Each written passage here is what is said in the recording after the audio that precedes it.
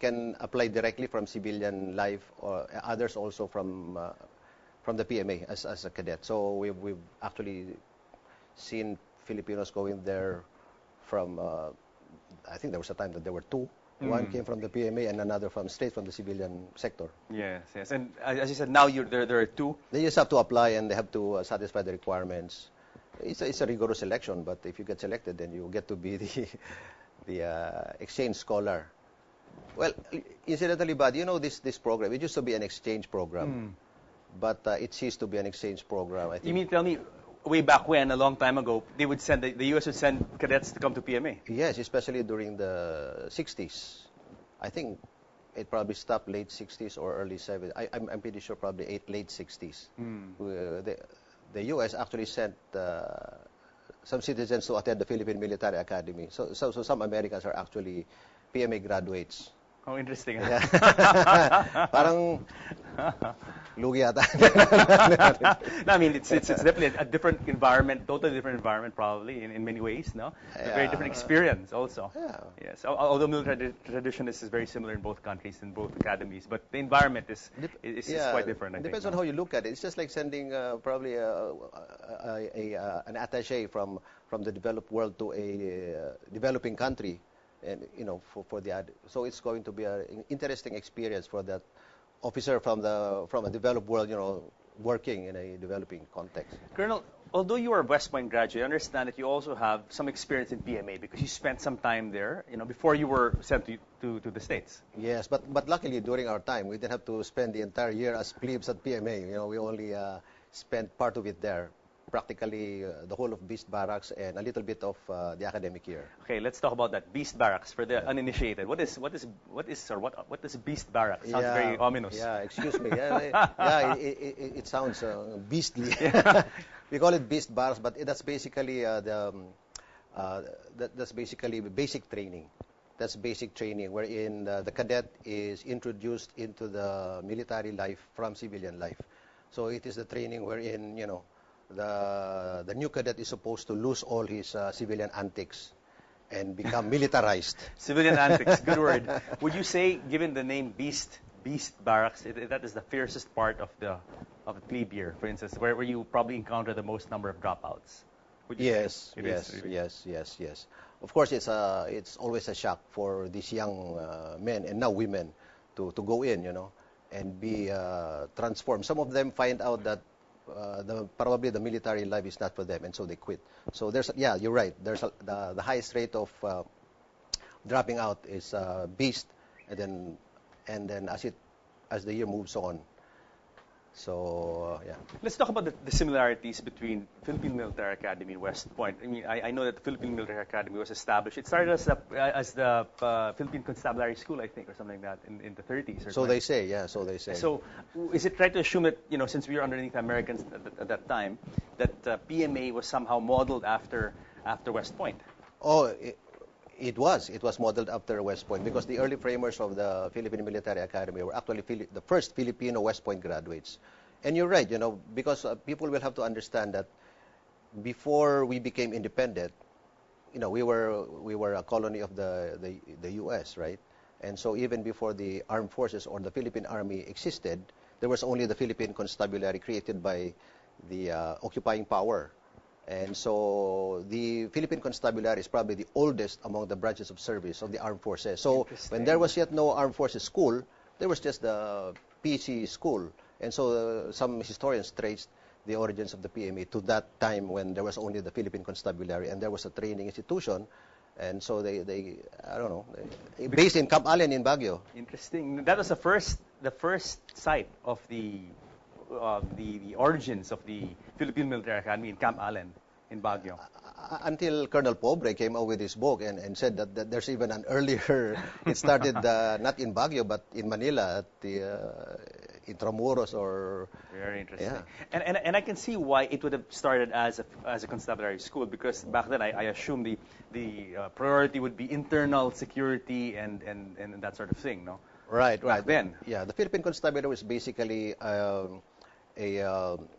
multiplier for the meager U.S. Army forces in the Philippines. And so they had to train the locals into becoming adjunct soldiers to the U.S. Army in the Philippines. So that's how the Philippine Constabulary came about. Colonel, you went to West Point, but you chose to join the Philippine Constabulary, which back then was part of the Filipino Armed Forces of the Philippines. But how about these days? Let's say the West Point graduates, Philippine West Point graduates, have the option to go to the PNP. Yes. They do? Now, no more. It stopped with the PMA class of 91, where some PMA graduates can still join the Philippine National Police. But now, they can no longer do that. So it's only the graduates of the Philippine National Police Academy who can do that, and from other sources. They're promoting from the ranks to become a police officer. So in fact, it's kind of strange because I now see a lot of my former subordinates in the Philippine Constabulary who are mere constables or constable second class, C2C, sabi nga, we call them. And now they're police generals. Oh, okay. So it's easier for them to rise through the ranks. Yes. Colonel, let's talk about your alma mater, the United States Military Academy. Give us an introduction to this institution.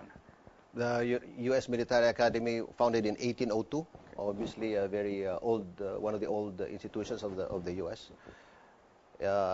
It's called West Point. A lot of people still wonder up to now, why West Point? What? That is going to be my next question. Yeah, but then again, the reference at that time was from the old world, from Great Britain, from Europe, and you have to cross the Atlantic, and there's this place that that leads you right into the mainland of the United States through the Hudson River, and the mouth of it is West Point. And so the defenders put up a battery of field artillery there in order to welcome the invaders. So from the perspective of Great Britain, it was West Point from old Europe. Interesting. Yeah, and so of course we know the famous graduates, Ulysses Grant, Robert E. Lee, Douglas MacArthur, up to the present time, Norman Schwarzkopf, and all of.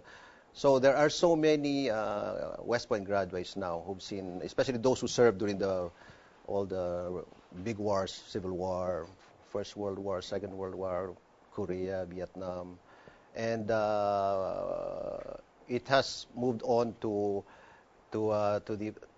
U.S. allies, including us, and so now West Point started to have foreign alumni as well. And the Filipinos, we play a major role in the number of foreigners who are West Point graduates. Really? Okay. Because of the length of our partnership with the U.S. And the quota system we had previously. We probably have one of the biggest number of West Point alumni among the U.S. allies. Probably the biggest.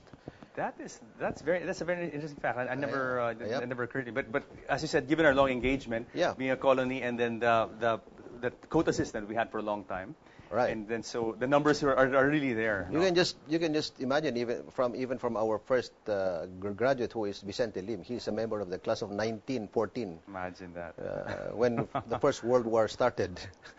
So, and he saw action there, I think, no? Did he see action in the First World War? I'm not sure. I don't think so. I think he came right back. And of course, our most prestigious West Point graduate in the Philippines, no other than former President Fidel Ramos, who was my former boss. I served under him for quite some time. Yeah, and so I have had the privilege of working directly under him when he was the Chief PC, Acting Chief of Staff, Secretary of Defense, and President. Why do West Pointers excel so much? I think it has to do with really the training you got at the point, no? Of course. Right? I mean, Siyempre naman, buddy. Yes, absolutely. I mean, we have all these distinguished graduates. You mentioned them from the United States. These guys are titans of history, as in colossal figures. No? You just mentioned MacArthur, Patton, not just Eisenhower. Not just in the army, not just in government, even in the private sector. Right now, I don't know exactly when it started, but a lot of the West Point graduates, especially in the U.S., are now renowned captains of industry in their own right. There was a time when I don't know if you probably saw that, buddy. There was a year or two when the most successful CEOs in the U.S. were found out to be West Point graduates, U.S. Service Academy grads. and this is something we're going to discuss in our second segment. It's because, people who go to West Point really receive a holistic education. It's not just academic, it's not just military, you said. It's also physical, it's everything. Leadership, very management. Important. Very important.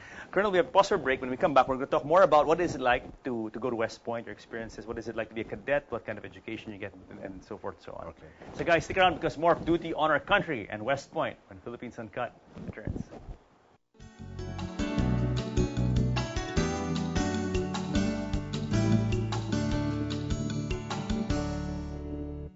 The Philippines is one of the 17 mega-diverse countries in the world. It is home to the most diverse species of life found nowhere else. It is now threatened. Our rich biodiversity provides us with medicines. It is the source of our livelihood. It sustains and nurtures us. We are all connected. Save biodiversity. Define normal. Party animal. Geek. Athlete. Blind. Fat. Deaf. Rocker. Physically impaired. We are all equal.